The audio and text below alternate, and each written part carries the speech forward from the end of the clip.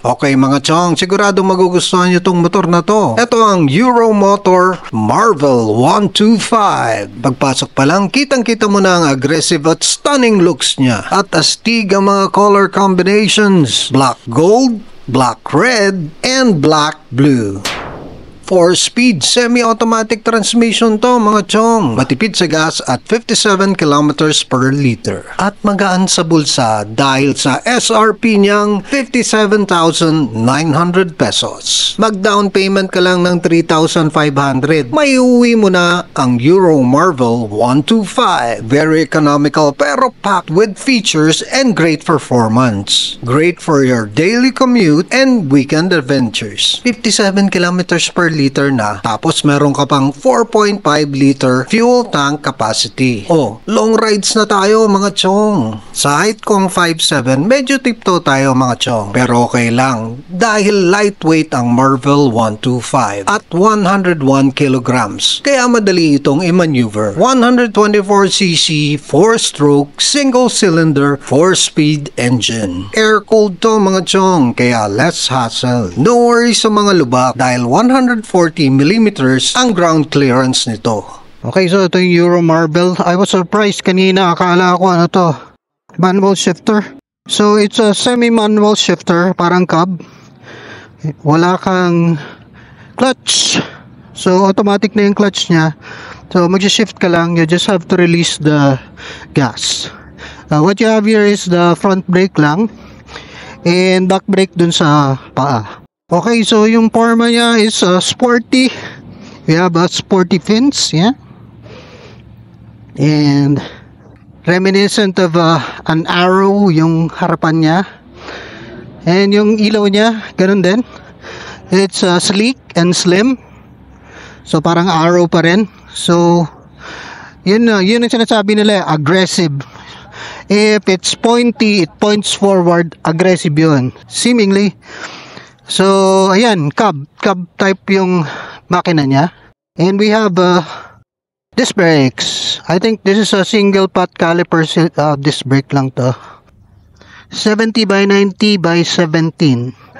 Okay, this is a cab type nga, 17.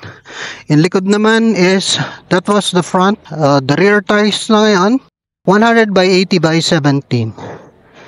And we have a kickstart. Yan, sabi ko kanina, brakes, foot pegs, tapos aluminum yung angkasan. Tapos ito, rear fender, bulb type yung signal lights nya. Yan, bulb type din yung tail lights. We have a front pocket. So hindi siya keyless, it's keyed, pero meron siyang USB charger. Very good. Very, very good. Again, high beam, low beam, signal lights, left, right, horn. Ayan. So, nakaano tayo, analog panel display.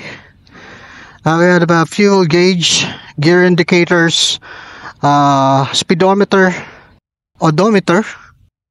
This is yung pambukas at saka pangsara ng ilaw ng headlights.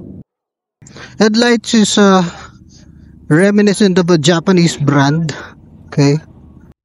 The plastics are makapal. Actually, makapal siya. Makapal naman. Ito lang part na to. Actually, makapal siya. And I think it's ABS. Yung finish lang kasi niya is dull black eh. Yan. Swing arm, regular swing arm ng mga cab type. And then we have a double shock absorber sa likod. And of course, telescopic front fork. Alright, so ride na natin itong Euromotor Marvel 125. Alright, so yan ang sound ng engine nya. So wala tong clutch, bitaw gas lang, and then cambio. Paano ba cambio nito? Yun, 1 na yun. And then hinay ng konti sa gas kasi wala nga ang clutch. So para siyang automatic scooter na meron kang choice sa cambio. Alright. Mahina yung preno sa likod.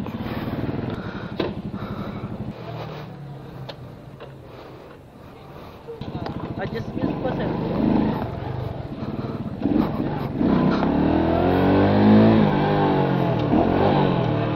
Front pala to. Ay, pababa. Okay, so cab type to.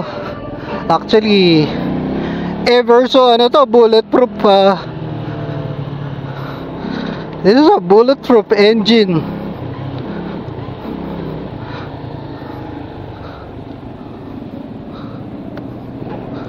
Cab type.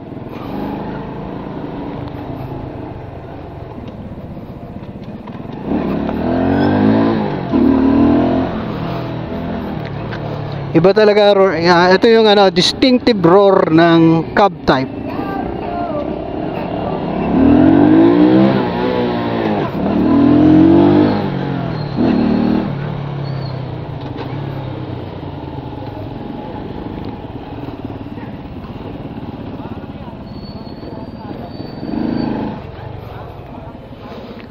So ayan, in-adjust ko na yung preno. Okay lang.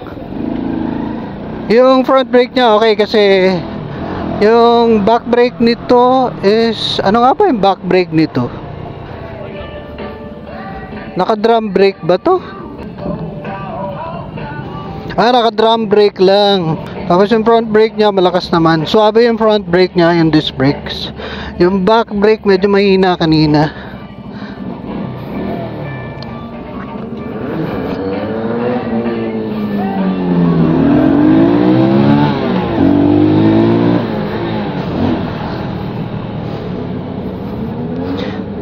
Di ba?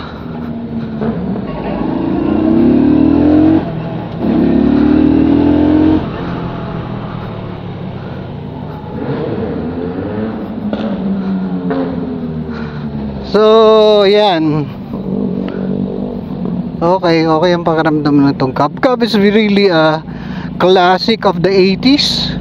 70s, 80s yung cab.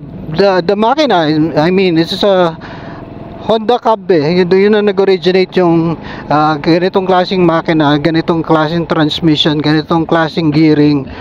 Sa Honda yun nag-umpisa. So, with this design, medyo sporty, and then upright yung position niya, very comfortable. Actually, napakalambot itong upuan mo, Euro, napakaganda ng pagka-firm niya. And then, itong manibela, just shaped right. Very relaxing yung ride. Hindi ka mapapagod pag ito ginamit mo. Tapos less effort.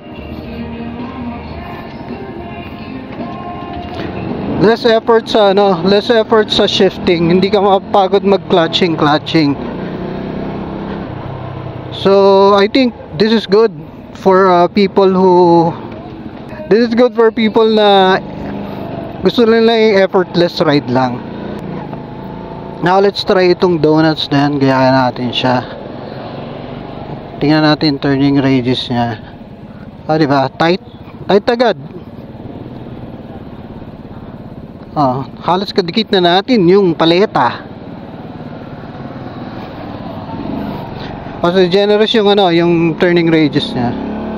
At saka itong yung lightness nitong motor na to, very light yung pakiramdam nitong motor na to. Although flat-footed ako, medyo mataas yung yung height ng seat nito.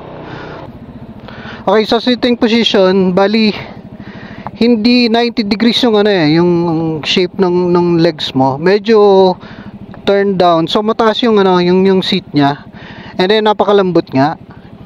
Even generous yung yung space na binigay. Ayan. More than enough for a weekend ride atong Euromotor Marvel 125.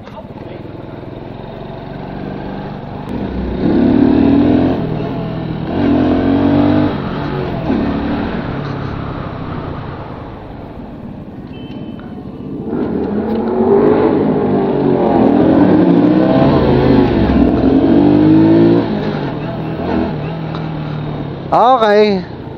Free fall tank pag bumili ka ng Euro Marvel 125 o kahit anong motorsiklong magustuhan mo. I-present mo lang ang screenshot ng coupon na ito with referral code TigerBug Motovlog saan mang Archway Motorcycles and affiliate branches nito. Archway Motorcycles Incorporated Bacoor, Archway Makati, Archway San Pablo, Archway Santa Rosa, Archway Silang Cavite, Benelli Cavite by Archway, Benelli Cafe Makati, Benelli Santa Rosa, and Kimco Santa Rosa. And don't forget to subscribe to TigerBug Motovlog. Live, love, ride with TigerBug Motovlog. Thank you very much to Mitsukoshi Motors and Mitsukoshi Content Moto. And also thanks to, again, this is Bien Garcia and you're on TigerBug Motovlog. Do what you love and love what you do.